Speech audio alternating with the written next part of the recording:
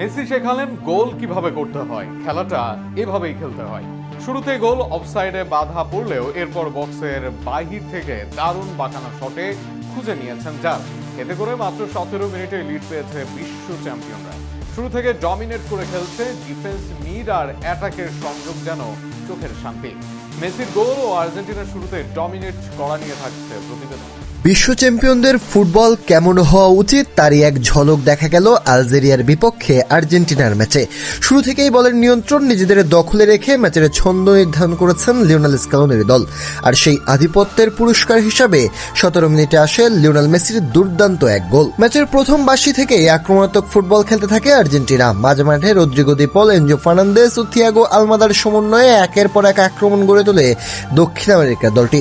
অন্যদিকে আলজেরিয়া বেশিরভাগ সময় কাটিয়েছে নিজেদের অর্ধে আর্জেন্টিনার চাপ সামাল দেওয়ার চেষ্টায়। 5 মিনিটে জালের দেখা পেয়েছিলেন মেসি। লাউতারো মার্টিনেজের পাস থেকে নিখুঁত ফিনিশিংয়ে বল জালে জড়ালেও অফসাইডের কারণে গোলটি বাতিল হয়। 3 মিনিট পর আলজেরিয়াও বল জালে পাঠায়, কিন্তু সেই গোলটিও অফসাইডের কারণে গ্রহণযোগ্য হয়নি। তবে মেসিকে বেশিক্ষণ অপেক্ষা করতে হয়নি। 17তম মিনিটে ডিপলের কাছ থেকে বল পেয়ে মাঝমাঠ থেকে এগিয়ে যান আর্জেন্টাইন অধিনায়ক।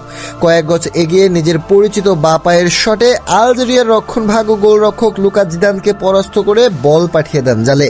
অভিজ্ঞতার সঙ্গে দক্ষতার মিশেলে তৈরি হয় সেই গোল। ছিল বিশ্বমানের এক ফিনিশিংয়ের নিখুঁত উদাহরণ। এই গোলের মাধ্যমে জাতীয় দলের হয়ে নিজের গোল সংখ্যা 118তে উন্নীত করেন মেসি। একই সঙ্গে বিশ্বকাপ ইতিহাসে নিজের গোল সংখ্যাও আরও সমৃদ্ধ করেন তিনি।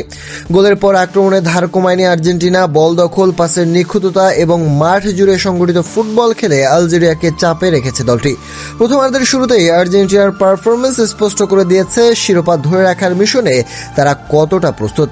আর সেই অভিযানের নেতৃত্বে আছেন ফুটবল ইতিহাসের অন্যতম সেরা তারকা লিওনেল মেসি নিজেই।